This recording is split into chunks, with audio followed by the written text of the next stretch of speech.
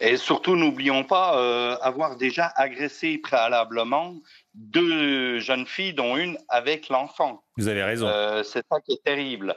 Je dirais que quand j'ai écouté le procureur de la République faire son discours, je vais dire comme ça, je ne sais pas comment on dit exactement, c'était vraiment parfait.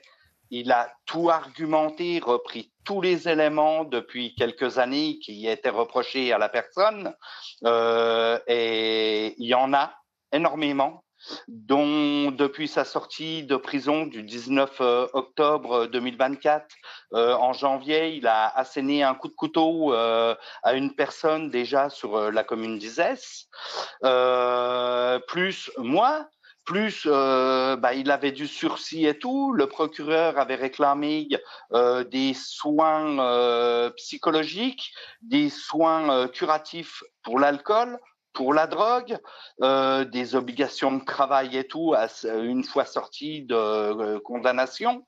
Et il avait requis 4 années de prison.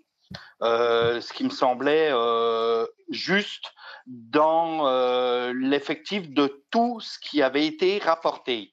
Après, comment la présidente et ses deux collaborateurs, je vais dire, je ne sais pas comment on les appelle, ont pu réduire la peine par 8. Elle a divisé la peine par 8, ce qui est quand même énorme, époustouflant. C'est du hallucinant. Moi, ce qui m'a été adjugé, je veux dire, on s'en fout, c'est pas le but du jeu en soi. Le but, c'était qu'il soit condamné pour les faits qui lui sont reprochés.